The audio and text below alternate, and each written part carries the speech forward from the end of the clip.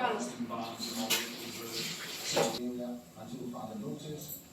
statement by the IDF also says that the explosions you hear originate from Israel.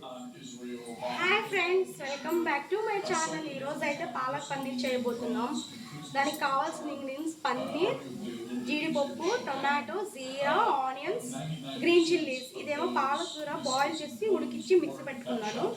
అల్లం వెల్లుల్లి paste, ఇదేమో onions, tomato, నువ్వులు, జీడిపప్పు paste అన్నమాట. అండ్ ఉప్పు, కారం, పసుపు. పాలక్ పన్నీర్ తయారు ఫస్ట్గా బాండి పెట్టుకొని ఆయిల్ వేసేసుకున్నాం. తగినంత ఆయిల్ వేసేసిన తర్వాత అది కొంచెం హీట్ అవ్వాలి. ఇలా ఆయిల్ హీట్ అయిన తర్వాత జీరా వేసుకోవాలి. కొంచెం చట్పట్ లాగాలి జీరా వేసిన తర్వాత గ్రీన్ చిల్లీస్ వేసేసుకోవాలి.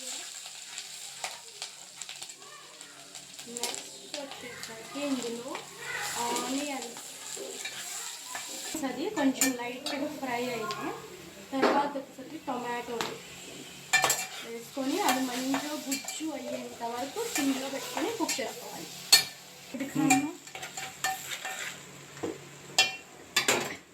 తర్వాత అల్లం వెల్లుల్లి పేస్ట్ వేసుకుందాం, 1/2 టేబుల్ స్పూన్.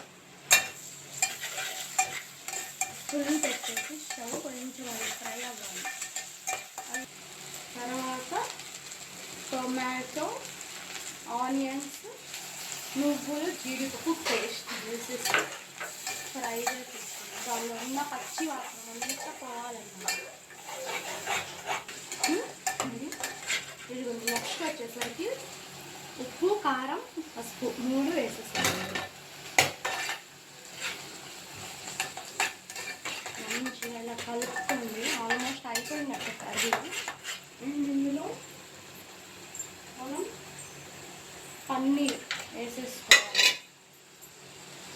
జీడిపప్పు వేసేసుకోవాలి. మంచిగా కలుపుకోండి.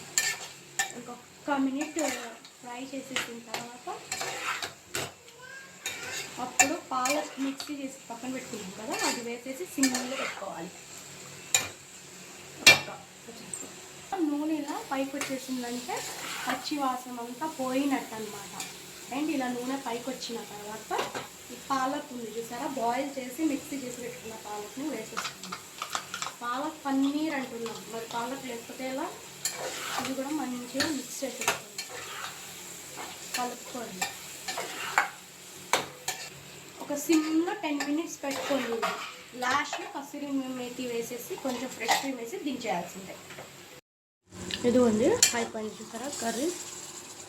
మంచిగా అసలు ఎంత బాగా కుక్ అయిందో అయిపోయినట్టే. కస్తూరి మేతి వేసేసి ఇంకా దింపుకోవాలి.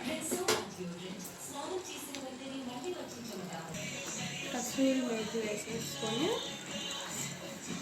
అండ్ ఫ్రెష్ క్రీమ్, ఇంట్లో ఉన్న ఫ్రెష్ క్రీమ్ వేసేసుకున్నాను నేను. ఇంకా అంతే అయిపోయింది కర్రీ. అయింది.